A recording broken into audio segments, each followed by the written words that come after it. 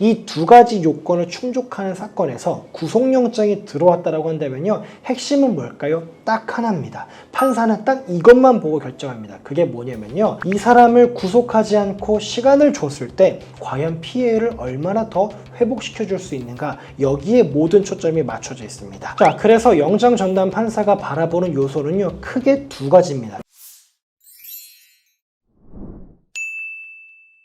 네, 여러분 안녕하십니까? 검사 출신 형사전문 변호사 법무법인 A파트의 용승호 변호사입니다. 오늘은 내가 만약 사기 사건 피의자인데 구속영장이 청구되었다고 한다면 어떻게 대응해야 되는지, 즉 사기 사건 피의자의 영장실질심사 대응 방안에 대해서 한번 말씀드려보도록 하겠습니다. 제가 어제 이제 영장실질심사 다녀왔는데 저희 의뢰인이 구속영장이 청구가 되었고요. 다행히 영장이 바로 그날 기각이 됐습니다. 어떻게 그렇게 할 수 있었는지 저의 노하우들을 설명을 드려보도록 하겠습니다. 저희 의뢰인의 혐의 사실은 이랬습니다. 여러 명의 투자자들로부터 약 8억 원 상당의 투자금을 편취했다라는 거였습니다. 그리고 저희 의뢰인은 범죄 사실 전부에 대해서 본인의 혐의를 인정하고 있는 상황이었습니다. 문제가 뭐냐? 고소하지 않은 피해자가 여러 명이 있었어요. 대략 10여 명 정도가 있었고요. 그 고소하지 않은 사람들의 피해액만 합쳐도 한 10억 원 정도 됐습니다. 그러니까 고소한 사람들의 피해액이 8억, 고소하지 않은 사람들의 피해액이 10억 정도 되다 보니까 두 개를 합치면 18억, 거의 20억에 달하는 피해금이 되다 보니까요. 또 피해자도 여러 명이 있다 보니 경찰 입장에서 구속영장을 신청을 했습니다. 자, 경찰이 구속영장을 신청했던 이유는 크게 두 가지였습니다. 첫 번째는 뭐였냐? 도주 가능성이 있다는 거였어요. 그래서 전체 피해자가 약 20여 명에 달하고 총 피해액도 18억 정도에 달하기 때문에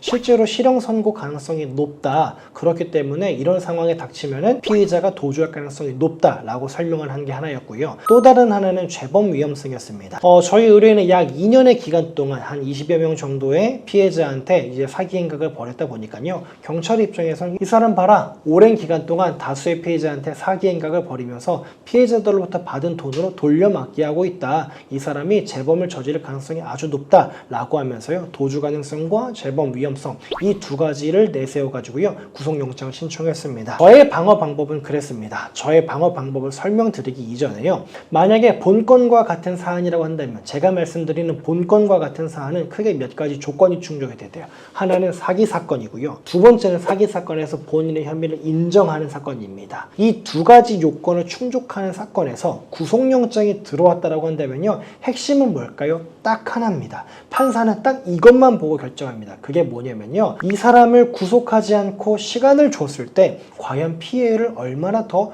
회복시켜 줄 수 있는가, 여기에 모든 초점이 맞춰져 있습니다. 자, 그래서 영장 전담 판사가 바라보는 요소는요, 크게 두 가지입니다. 첫 번째 뭘까요? 지금까지 당신이 얼마나 피해를 회복해 왔습니까? 라는 걸 보는 거예요. 그래서 지금까지 피해자가 여러 명인데, 그리고 피해액도 굉장히 큰데 지금까지 몇 명의 피해자에게 얼마나 피해 회복을 하셨습니까? 요거를 보고요. 두 번째는 뭐냐면요, 앞으로 어떻게 피해 회복을 하겠는가. 그러니까 당신을 구속하지 않고 불구속 상태로 수사랑 재판을 받게 해주면 앞으로 한 1년, 2년 정도의 시간이 더 생길 텐데, 당신에게 생긴 그 자유의 1, 2년이라는 시간 동안 과연 피해 회복을 더 할 수 있습니까? 이런 거를 기준으로 해가지고 구속 여부를 결정한다는 거예요. 자, 현재까지 피해 회복한 게 만약에 없어요. 그럼 어떻게 될까요? 내가 지금까지 왜 피해 회복하지 못했는지, 그러니까 왜 돈 갚지 못했는지, 앞으로는 내가 어디서 돈이 생기기 때문에 어떻게 갚을 수 있는지, 이런 거에 대한 설명이라도 최소한 있어야 될 거고요. 내가 앞으로의 피해 회복 계획, 결국 이건 뭐랑 연결될까요? 나한테 고정적인 수입이 얼마가 있는가, 재직증명서가 있으면 좋겠고요.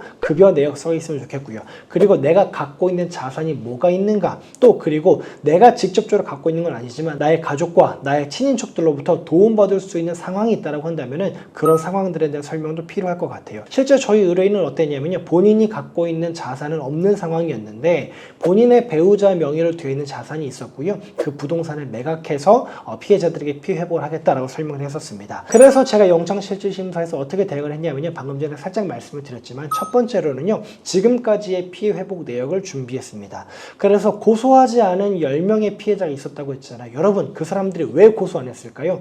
그냥 우리 의뢰인 피의자를 좋게 보니까 고소하지 않았을까요? 아닙니다. 실제로는 한 2억 원 정도를 들여가지고요, 그 사람들에게 소액씩이나마 변제를 했고요. 그리고 이분의 어떤 급여가 월 한 400 정도가 됐기 때문에, 물론 그 피해액 전체에 비교한다면 너무나 약소하지만 또 많이 낮은 편은 아니었기 때문에요. 그런 것들 가지고 꾸준히 피해자들에게 나눠가지고 어떤 그 손해를 회복시켜주고 있는 그런 상황이었습니다. 그래서 다른 10명의 피해자들은 고소하지 않았고요. 그래서 고소하지 않은 다른 10명의 사람들로부터요, 탄원서를 제출받아서 그런 것들을 법원에 제출했습니다. 탄원서 문구는 그랬습니다. 나 역시도 피의자 누구누구로부터 현재 얼마 상당의 금전적 피해를 입었다. 근데 이 사람은 그때부터 지금까지 약 1년 동안 피해금을 꾸준히 회복해오고 갚아오고 있다. 만약에 이 사람이 구속이 된다면 이마저도 끊겨서 오히려 나의 피해가 더욱더 확대되거나 커지지 않을까 싶다. 이 사람이 잘못한 거는 처벌받아 마땅하지만 불구속 상태에서 수사를 받고 재판을 받아서 그 기간 동안 나에게 돈을 조금 더 변제할 수 있도록 시간을 달라 라는 탄원서를 저희가 다른 피해자분들로부터 받아서 제출했습니다. 그리고 두 번째 했던 건 뭐냐면요, 앞으로의 피해 회복 계획서를 제출했습니다. 현재 고정적인 수입이 낮지만은 않은 점을 저희가 증거로 제출을 했고요.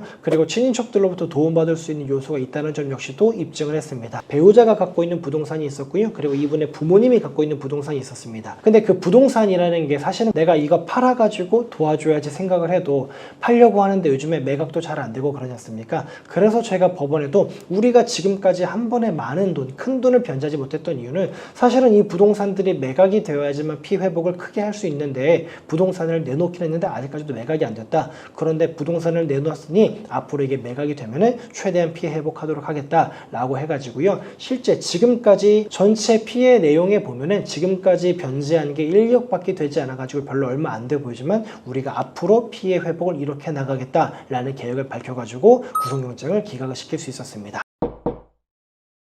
오늘 영상 한번 마무리 지어보도록 하겠습니다. 사기 사건 구속영장 청구된 경우에 있어서요, 판사가 보는 건 딱 하나입니다. 이 사람 구속하지 않고 이 사람한테 1, 2년 정도 더 시간을 줬을 때 얼마나 피해 회복을 할 수 있는가, 여기에 모든 초점이 맞춰져 있었습니다. 그러니까 여러분 제발 영장실심사 가져가시고 다른 얘기, 제가 말하는 다른 얘기라고 하면 저 재범하지 않겠습니다, 도주하지 않겠습니다, 주거가 뚜렷합니다, 이런 다른 얘기 하시는 것보다요, 저는 지금 이 피해자들한테 이렇게 돈을 갚아오고 있습니다, 앞으로도 이렇게 갚을 수 있습니다 라는 피해 회복과 관련된 내용들을 잘 설명하셔가지고요, 불구속 상태에서 수사 및 재판 받을 수 있으시면 좋겠습니다. 오늘 영상 보시고요, 궁금한 점 있으시면 댓글 남겨주시거나 저희 사무실로 연락 주시면 저희가 친절하게 또 상담 진행해 드리도록 하겠습니다. 감사합니다.